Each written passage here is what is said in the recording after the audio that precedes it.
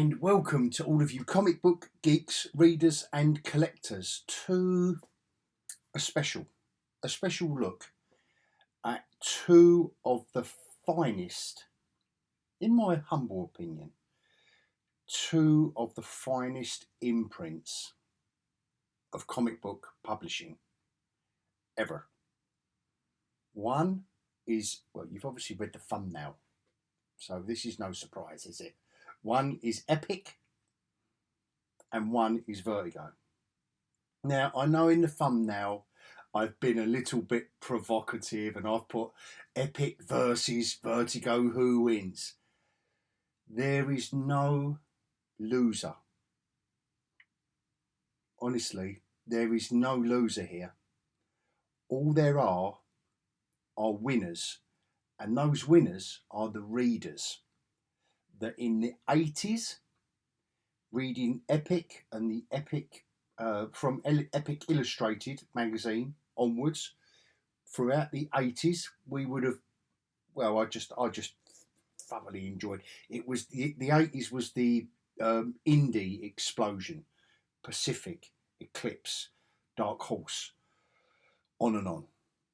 All of those little, it's only really Dark Horse that come out of all that. First comics. So you had a massive explosion. It was exciting times in comics, but not everyone is as old as me. Yeah, all right, I know. Don't start on me. The 90s was Vertigo. Epic had gone by then. Epic illustrated the magazine, and the Epic line of comics, I think, might have been stuttering into the 90s. But it was the 90s, it was Vertigo, it was DC and Vertigo that took the mantle of creator-owned, grown-up comics. So, yeah, we love the cod pieces and the capes, right? But we wanted more. We'd had Watchmen and Dark Knight Returns, and we wanted more. And Vertigo delivered that. So as much as I'm saying verses, I can't say that I love one more than the other, because they have their, in my opinion, they have their specific places in comic book history. But it's all good, and all I want to do is, if you're of an age where you've only ever heard of these in the background, I just want to encourage you to do more research and get involved. Don't just, and I'm not just talking about reading Sandman, which is where Vertigo kind of rises above everything else. Where Neil Gaiman was just Neil Gaiman, who was writing comics. He wasn't Neil Gaiman, and we don't go there. Forget all the other stuff that's come out recently. I'm just talking about comics. I'm not going anywhere near all that crap. The longevity of all of these creator-owned projects, I think, yeah, Vertigo does win. It does win. But probably, maybe it's because it's in the memory. Anyway, after my little scroll, I am going to take you back to 1980. Yep. So you've got to kind of put yourself in the picture, where you are a 13-year-old schoolboy and you're reading your superhero fare, and things are kicking off a little bit as regards, and I've gone through all this in my memoir videos, but US comics are kicking right off as far as creator-owned projects, small indie publishers. It was such an exciting time. So I'm going to take you back to exactly 1980, and then we're going to go through Epic, and then we're going to go on to Vertigo, because they owned the 90s. and I'm so glad that they're bringing it back, DC.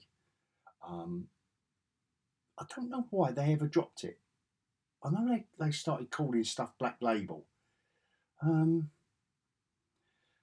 think the Black Label is a little bit of a cop out, and I'll tell you why. It's because we can do Batman or Superman as a Black Label, and it isn't adult content. You know, they haven't got their big brands in adult content. So Black Label is all right. It's not Vertigo. No way. And I think that's why someone somewhere at DC, fair play to them, someone brave at DC has put their hand up and said, why don't we bring back Vertigo?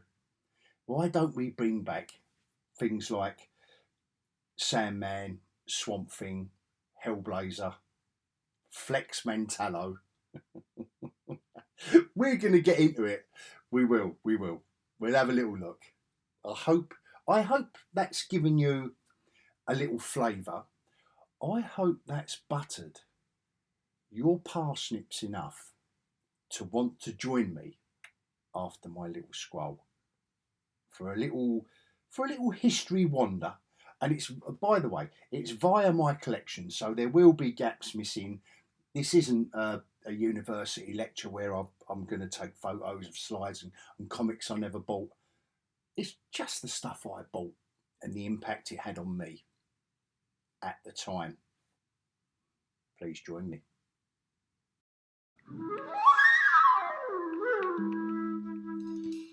Right, so here we go. Are you ready for your travel back in time? We start in 1980 with Marvel and this bad boy. So they had done black and white magazines. Marvel had done black and white magazines without Comics Code approval throughout the 70s. Kung Fu craze and horror, mostly horror magazines, which were great. And I think this was Archie Goodwin. I'm sure this was Archie. And it doesn't really matter who it was, but suddenly this bad boy is on the scene because of the success and the, I want to say notoriety, but also respect for Heavy Metal magazine, which was Metal Hurlant in France, and the European angle of comic book publishing. This was Marvel's answer in 1980. And this, by the way, fact, friends, this is the only ever commissioned piece of artwork that Marvel ever asked Frank Frazetta to do. You think of the length of that man's career. That this is the only illustration he ever did for Marvel. They might have used his illustrations. They might have used some of his comic strips. I don't know if they ever did, to be fair. But this is the only thing that Frazetta ever did for Marvel. And this blew my mind. It did. It blew my mind. When you've got artists like Arthur Sudam, you've got Jim Starlin let off the leash. And these are all names we know now. We know them now.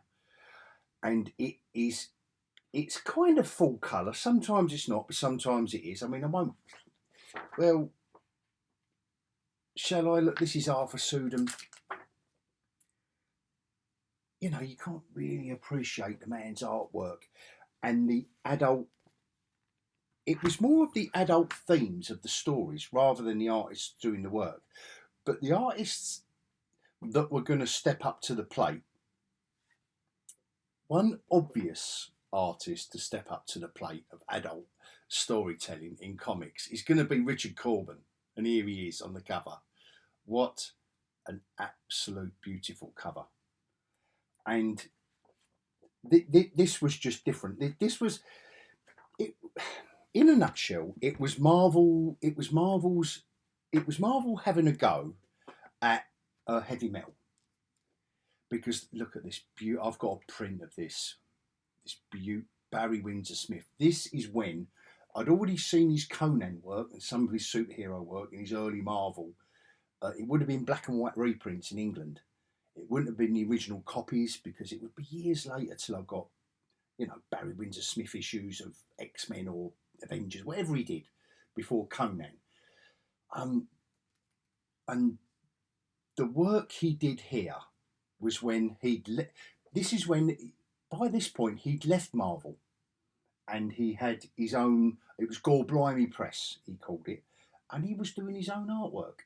He was producing portfolios and artwork, and God, this stuff just blew me away. Neil Adams, of course he's going to be, this is the creme de menthe of writers and artists on comics, and this was a beautiful thing in 1980. Look, we're talking 1983. Just take a look at this Barry Windsor Smith illustration. I think this one's called Icarus Has Fallen because I've got a print of this as well, and obviously there it is. But you've got to look at the reflection in the, he's half in the lake and half out of the lake. I did. This is when I wanted to draw comics. Yeah. It never came to pass, but that was the moment. Epic illustrated. Arthur Sudham. Trolley and Flytrap. Yes. Yes. Adult-centric, creator-owned stories and characters. First up, so they went from the magazine, that was the last issue. 1986. So that was the last issue. It was either, I think it must have been quarterly. What issue number's that? Incredible Last, I think it was 20 something. Did it say? Yeah, Bill. Look at the roster. Let me just tell you the roster in the last issue. Terry Austin, John Byrne, Alan Moore, Bill Sienkiewicz, Jim Starlin, Roy Thomas, Rick Veitch, Al Williamson, Barry Windsor Smith, Bernie Wrightson. And that was in the last issue. How that didn't make any money, I would have to research, but I'd have to, I'd interview people like how and why can't that? Oh. So, Epic becomes an imprint, for want of a better term. And the first up is Jim Starlin, Dreadstar. And again, having read, what was it called? In the Epic Illustrated magazine, he'd seeded the ground for this. It was called Metamorphosis Odyssey. I remembered, yeah. I bet there's a lot of you out there that was thinking he's never going to remember that it was Metamorphosis Odyssey that began Dreadstar. We know Jim Starlin's shtick, and it was cosmic, it was aliens, it was weird characters, the interaction, and a little bit of like, whoa, man. And Dreadstar perfectly mixed it, all in a pot, creator owned. And this was the beautiful thing. Next up was Alien Legion. Carl Potts. I always remember the Carl Potts, and the covers were great. I've got to open it up now. Sorry. Then you get a brain freeze. It was created by Carl Potts and Alan Zelenetz and Frank Scirocco, who'd done the covers. Yeah, but the pencil by Frank Scirocco. His artwork was lovely. Looking at it now, it is as wordy as, wow. They might as well have written a book, but I did. I've got to say, I did thoroughly enjoy it. I did. It was great to see. And so next up, we're talking 1984. Paul Gulacy.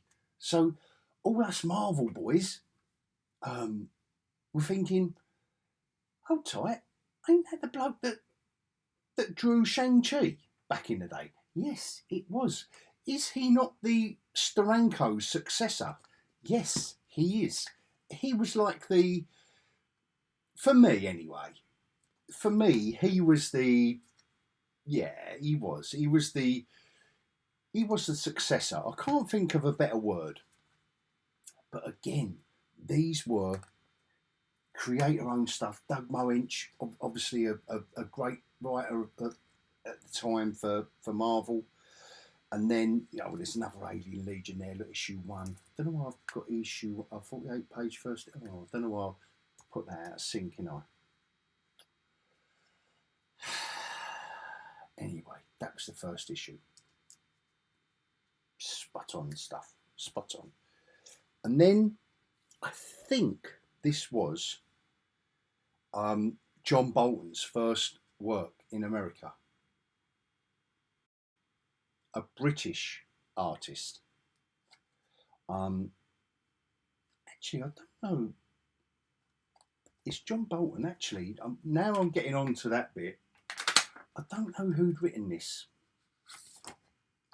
It's an American writer, but it's John Bolton. Oh, it's Chris Claremont. Right. It's Claremont. And they had worked together on a couple of stories in the Epic Illustrated magazine. Right. Claremont and Bolton. This was beautiful stuff. A British artist. I'd seen his work on Warrior before this. And I just think this is classic. I just think this is classic stuff. Look at this. And I know I've showed this off before in other videos, actually. I know that because I found these in a pile there when I went searching in the boxes for these in my Epic box. They weren't there. They was out here because I'd shown these off before. So in 1985, this little beauty come along. And yeah, I am sad to admit I've only got it in, but I've still got it. But I'm sad to admit that I haven't got the original issues of this. I've just got this, right? And again, this took American comics storytelling and what was it took the limits, it pushed the envelope of what one of the big publishers, i.e. Marvel, how they could push the envelope. This comic right here, J.M. DeMatteis,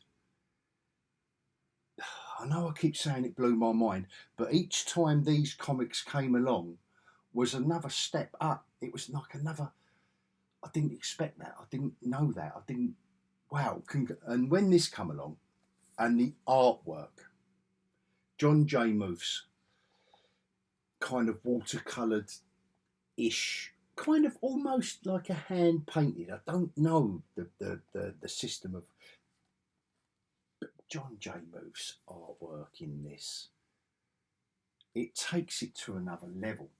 And it, you're not a child. Back in this day, I would have been lambasted for reading comics. In the UK, it would have been, oh, what, you like Beano and Dandy and Whizzer and Chips and Beano? But no, well, I did when I was a kid, but I'm 13 now, or I'm 60. Well, when this come out, Moonshadow, I would have been, 18. And this fit in perfectly to what I wanted. Well, no, not what I wanted. Not what I expected, but in a way, once this come along, it was almost like waking me up to realising what comics can be.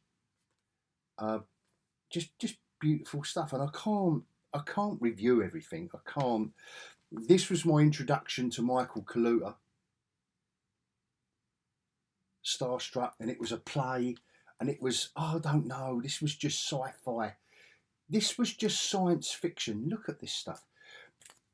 Just science fiction done in a different way, but with the intricacy of Kaluuta's artwork and the history behind this all. And I think Marvel done a graphic novel of it as well, just to expand their horizons. Oh, it's just absolute beauty. It really is. Right. So to see out, I mean, I don't know, Stray Toasters was 88. Bill Sinkovich, Let Off the Leash.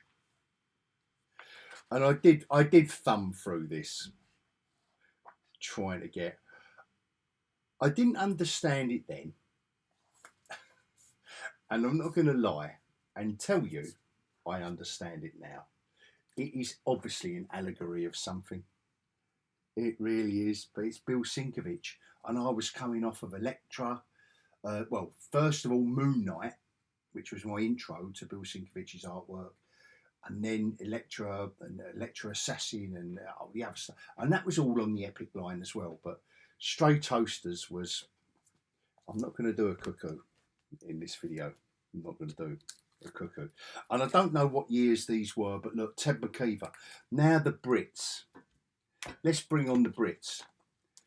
Mick McMahon had made his name in the UK for Judge Dredd and ABC Warriors, and then Slain. Now he's in America doing Last American for Epic. This is what I mean. Ted McKeever, another Brit, doing just weird, just you know, like alternative artists. And then just to round it off, I don't know what year this was, guys, but we kind of see out the 80s with Marv Wolfman, Gene Colan and Al Williamson. I mean, what a trio on Dracula. But it's almost like, it's Dracula. Like, come on. I mean, Gene Colan was doing Night Force for DC. I don't know what year that was. But it's almost like the steam, like the impetus, the enthusiasm and the drive, everything had gone. Momentum is the word I'm looking for. It's like the momentum had gone out of it by the end of the 90s. I don't know why. Because they all create their own project. Maybe there was more outlets by the end of the 80s. There was more outlets for comic book creators to, you know, ply their wares elsewhere. They didn't have to deal with Marvel and all that. They could go to independent publishers. I don't know.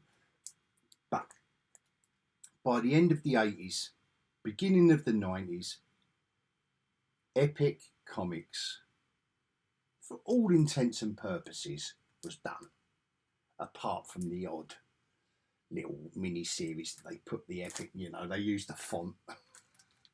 You know, they used the E and go, yay, that's adult. So, yeah, put that on it. Put that on it and publish it. And it's almost like DC had seen what's been going on for 10 years. They'd been asleep for a little while.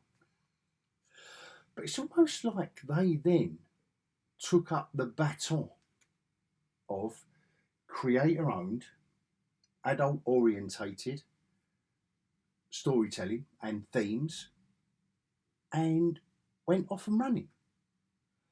And that's what we're going to look at next. I'm going to do a little scroll to give you a break. Go and put the kettle on, pour out another beer, make another cup of coffee, whatever you want to do.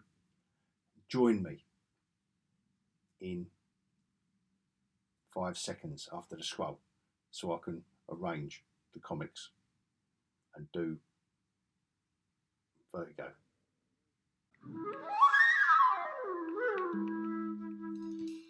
So, over at DC, they must have been, and this is when they were two big publishers, DC and Marvel. Back in the 20th century, they were massive publishers of comics and magazines. You know, they were just, they weren't the niche, the little tiny, silly niche publishers they are now that just hang on to the coattails of Hollywood, which is where they are now. It's a shame, I know, it is a shame. But back in this day, DC must have been looking at Marvel with envious eyes with a creator-owned project. So Marvel kind of laid the groundwork with what was wrong, what was right, what they should, what they shouldn't do. But in the meanwhile, there were two comic books that would become synonymous with the Vertigo brand in the 90s, because I still do maintain my belief that Vertigo owned the 90s. Epic was well and truly done. By the early 90s, Epic was done. They might have limped on with a couple of creator-owned projects with decent artists, but they weren't a movement like they were in the 80s. They weren't a force, an imprint, you know, just a recognisable brand. Swamp Thing was one of them, and Alan Moore took over in the, I don't know what it was. Was it 80? It would have been 80. It would have been, yeah, mid 80s maybe, mid to late 80s. Alan Moore was taking over, but Vertigo wasn't invented. But they were letting him get on with it, and it was going great guns. And the other one was Sandman, and that wasn't Vertigo.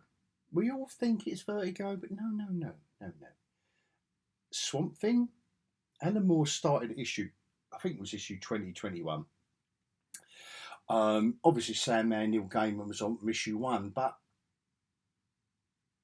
it was this was the first official launch of Vertigo. And it was a character from Sandman.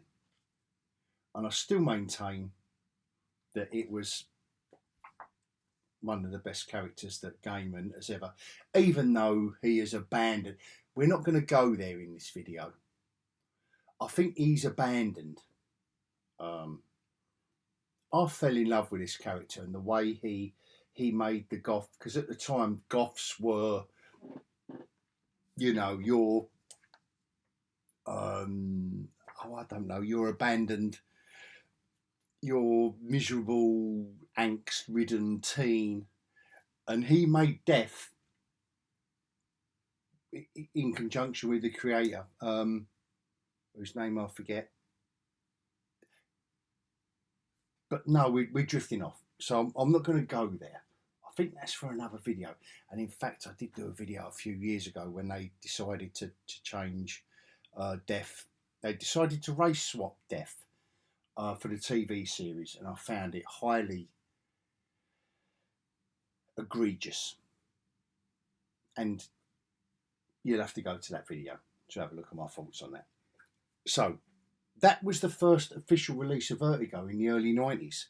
So, you know, that was in 93. But before that, it was Alan Moore on this. And he's English.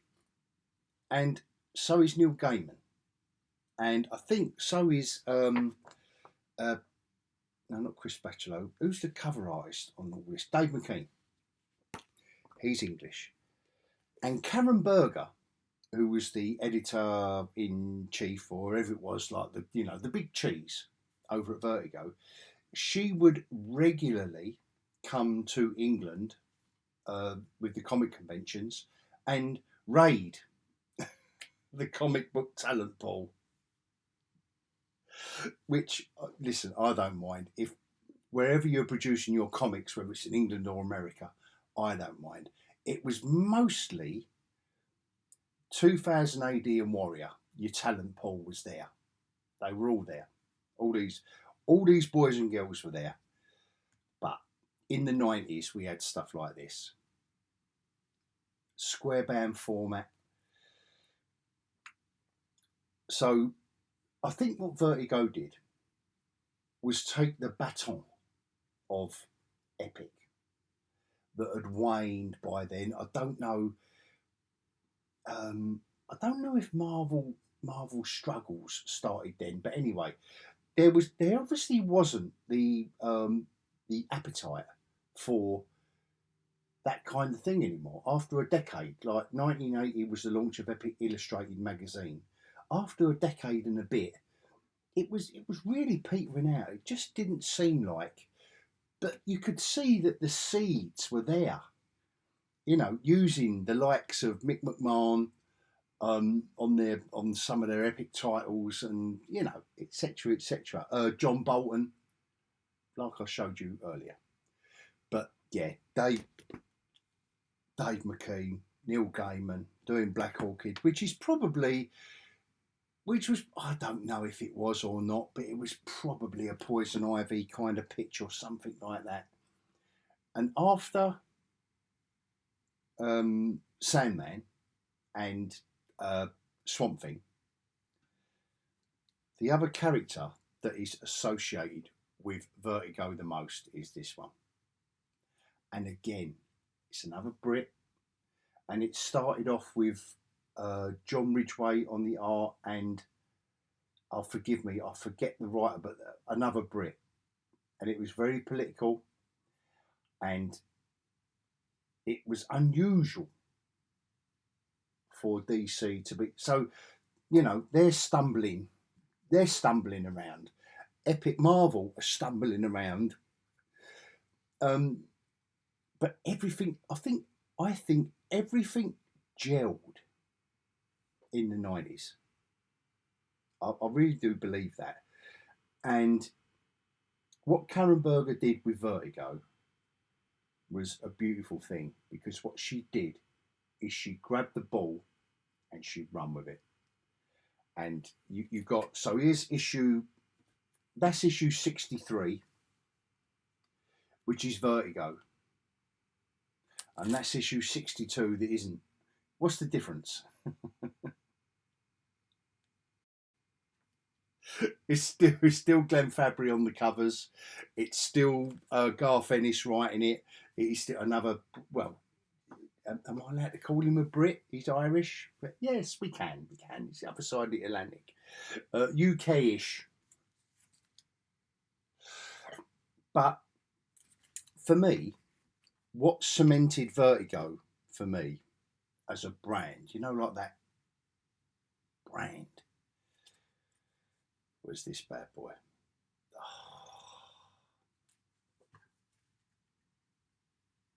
Garth Ennis, Steve Dillon. When this come out and you've seen their writing and you've seen their artwork, and it was more about the artwork. I mean, everyone was writing adult comics and create their own stuff at the time. To be fair, you know, you had your Pacifics and your Dark Horses and your Eclipses and your First comics and all of that. So it wasn't, and I'm only being honest, it wasn't, obviously the Preacher is a beautiful creation from Garth Ennis, beautiful. But it was Steve Dillon's artwork that I was after. It was Glenn Fabry covers, but they were doing it.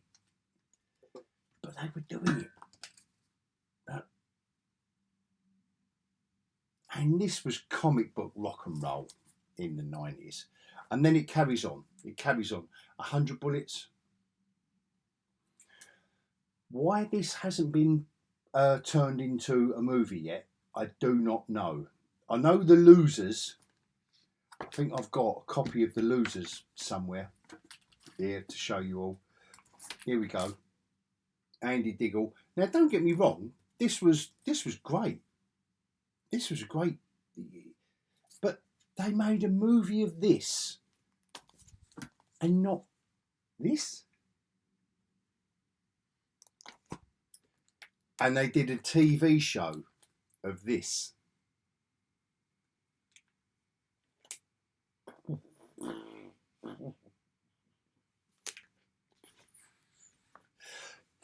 Let me know in the comments what you think of the TV show of that.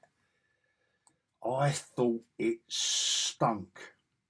I thought it had a stank, and it stank of dirty pig shit. It stunk. It was rotten. It, oh, but we don't go there. But having said that, the amount of TV, movies, and etc. that's been created from all of the aforementioned comics, yeah, Vertigo's winning. But like I say, it isn't a winner and a loser scenario for me. I just think Epic paved the way, and then Vertigo just went for it, and it was a beautiful thing. I mean, look, Garth Ennis and Phil Winslade on this. Frank Quietly, come on, Flex Mentallo. Why no one has done more of that, I don't know. But in the 90s, in that early 90s period, I would have been just loving all of this, rather than capes and cod pieces. I do like the other stuff. I've got to admit, it really isn't, unless it's oldie weldy capes and cod pieces. This is where I'm at. Shaking, come on. And you can't get more British. You can't get more. Look at Vertigo. Look, Garth Ennis, Brian Bolland on the covers, right? Brian Bolland on the cover. It's a war comic for a start. Now, I do believe that the UK, we own the war comic. The Yanks didn't get it. You've got your Sergeant Fury and you've got your EC war comics, and some of them were good.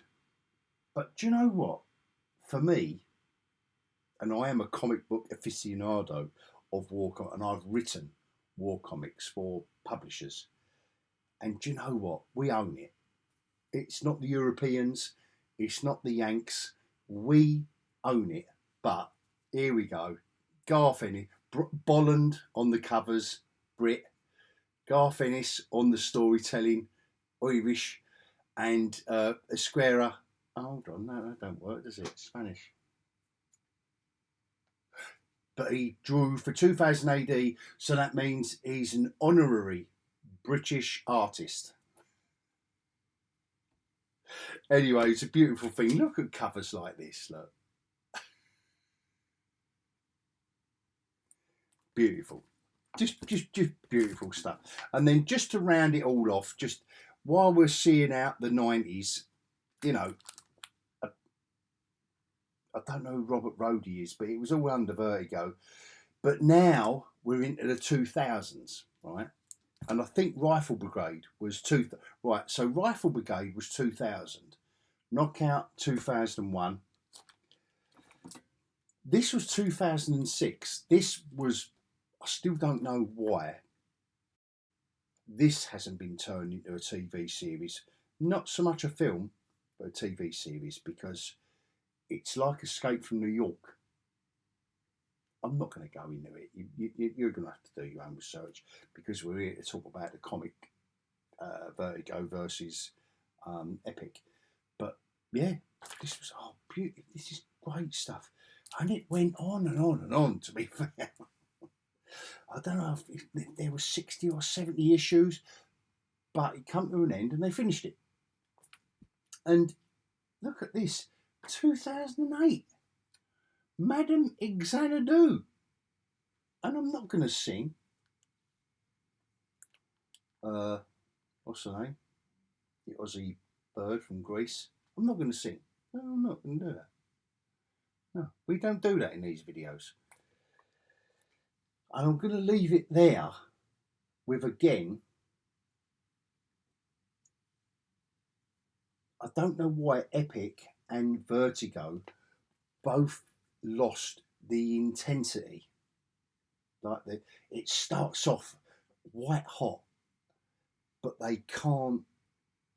I don't know what it is. I don't know how they can't keep they can't maintain. I think maybe it's because of it's the publishing need to do a certain amount of titles each month and blah blah. We got to do this, got to do that.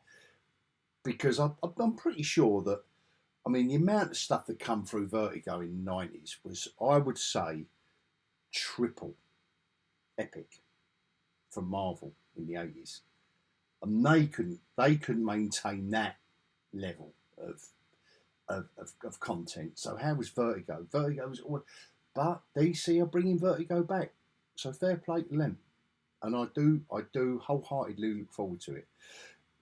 Anyway, that was my personal journey through both of those imprints. That word imprint, they really imprinted on my comic book collecting at that moment in time. So from the age of 13, it's ridiculous when you say it out loud. So from the age of 13 to 33, Epic and Vertigo were my boys and girls. That's a long while. It's easy for me to say as an old hog, but a 20-year journey, and I'm trying to put that into a, well, I always try and put it into a 20-minute video, but it never works. It's never going to work. I can't stop talking, can I? Never going to be 20 minutes. But anyway, but how can you contain that burst of energy, that burst of creativity, all creator owned? I loved it. I loved every moment. So like I said at the beginning, I know I've framed this as a versus, but no way, because I love them both, and both Epic and Vertigo have got a unique and special place in my comic book collecting heart, which will never, ever, there's nothing going to come along that's going to replace that. Both of them.